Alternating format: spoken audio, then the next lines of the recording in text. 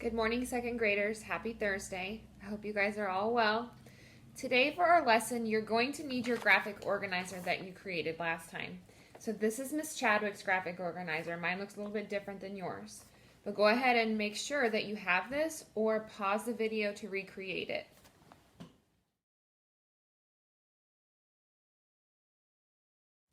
Now that you have your graphic organizer in front of you, I want you to take a couple minutes and see if you can fill in anything new. Do you remember any new information that you learned from our previous lesson? So I'll give you a couple minutes to go ahead and do that. Miss Chadwick remembers that it sends food through our body. Okay. So while you guys are thinking, facts and characteristics of the digestive system. It's a group of organs. It breaks down food. All the organs work together, and it sends food through our bodies. I wish I could be there to hear all of your guys' answers, the things that you've learned from lesson 2. I'm going to give you a couple examples of what Miss Chadwick learned from lesson 2, and I'll write them down on my graphic organizer. So the first thing that I remember is that our digestive system is 30 feet long. 30 feet long. That's crazy, because that would be like stacking a mommy giraffe and a baby giraffe on top of each other. That's how long it is, and it's inside of our bodies. So cool. The last thing that I remember that really stuck out to me from lesson 2 is that it's very long. It's a long, winding tube. So you'll see 30 feet long, long, winding tube.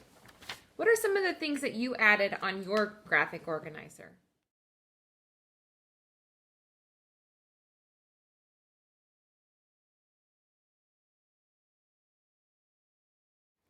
As we go through these lessons, please keep thinking about that essential question. How does food nourish our bodies? In lesson 1, we learned that nourish means to provide food needed to live, grow, and stay healthy.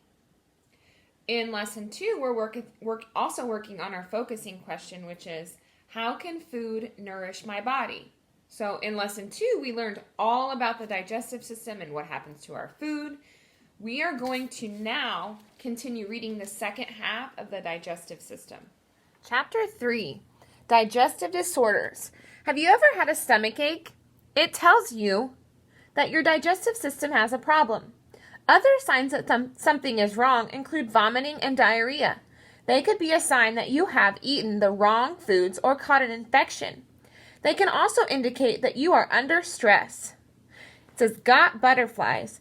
When you're nervous, your stomach shuts down. This allows your blood to go to other muscles.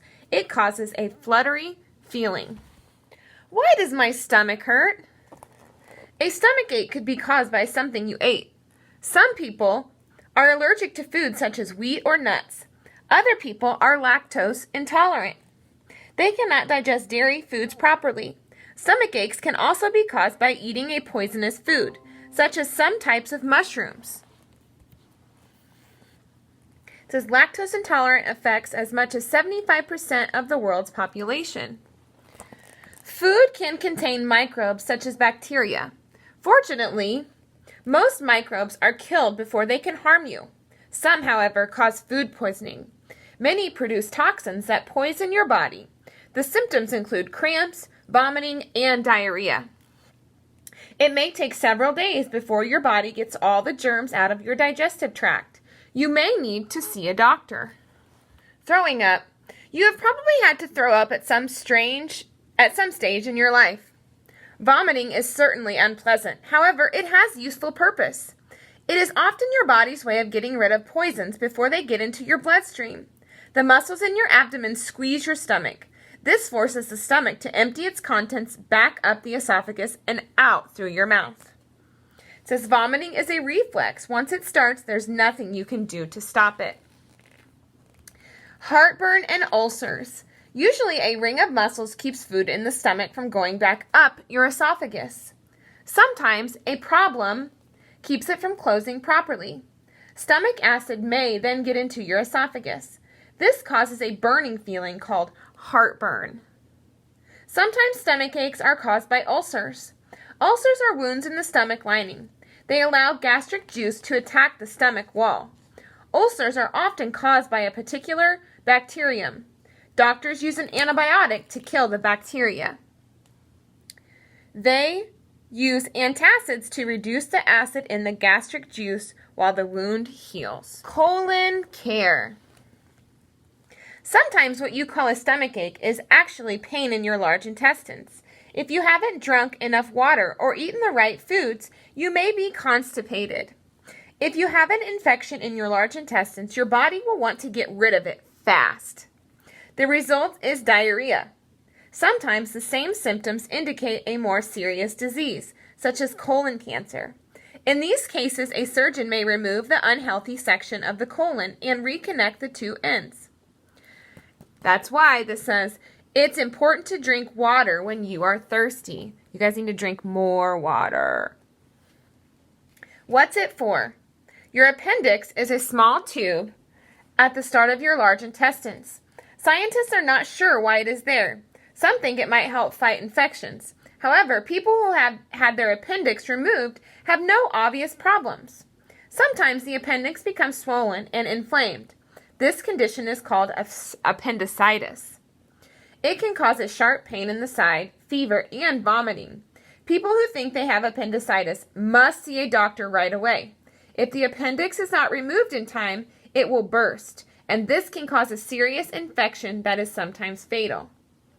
So you'll see this is your large intestines, and then right down here you have this little itty-bitty appendix. All right, guys, chapter 4. Call the experts. It says, it can be hard to figure out what's causing a digestive problem. Your body will fix problems such as gas or a mild infection on its own. More serious problems require advice from a doctor. If your doctor is unsure what is wrong, he or she might send you to a gastrologist. That's a doctor who is an expert on the digestive system. In the word gastrologist, gastro means stomach and entro means intestines. So interesting how you can find meanings of words by chunking them.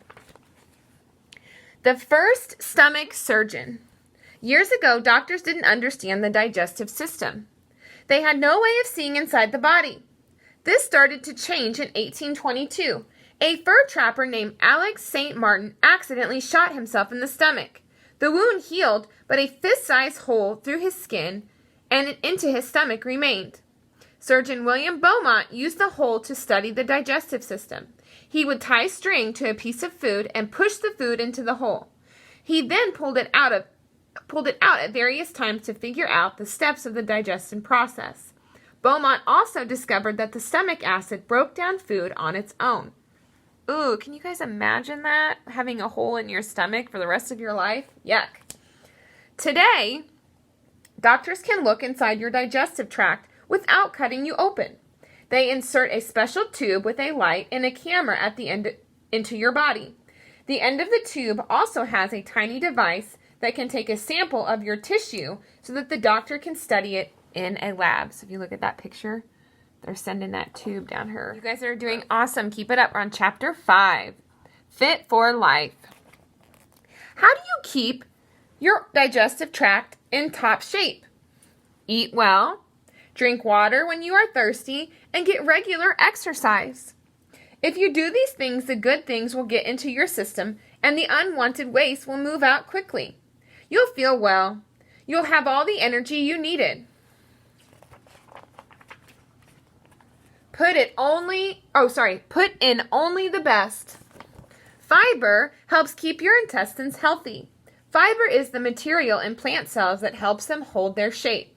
Fruits, vegetables, and whole grains, such as cereals and bread, are full of fiber. Your body doesn't absorb fiber. Instead, it uses the fiber to help push material through the intestines quickly. Water is also important for keeping things moving in your intestines. It can help you avoid hard feces, which leads to constipation. Water also helps the body absorb vitamins and minerals. This shows you all the digestion times. It says it takes different amounts of time for the stomach to digest different types of food. Eating food in the order of its digestion can help the digestive process. Look at that. Meats, proteins take 3 or more hours. Holy cow. Milk and cheese take 2 to 5. Water and juices is 20 to 30 minutes. Crazy. Keep on track. Exercise is important for keeping your digestive tract on track. Moving your body helps food move through your intestines. Don't do vigorous exercise right after eating, though. Wait a half hour after a snack or up to 3 hours after a heavy meal. If you look after your digestive tract, it will look after you. Put healthful foods in and your body will convert it to energy. It says vigorous exercise after a meal can cause muscle weakness. However, gentle walking can help digestion. I'm going to read this last sentence again because it's so important. It says, put healthful foods in and your body will convert it into a healthy body and plenty of energy. That is our book. I hope you guys enjoyed. Okay, guys, that is it for our lesson today. What I need you to do now is go to your Padlet, and you guys are going to write down 2 questions you have from the second point or the second section of the digestive system. Please remember that question words start with words like who, what, when, where, how, and why. I love you guys. Great job today. Bye.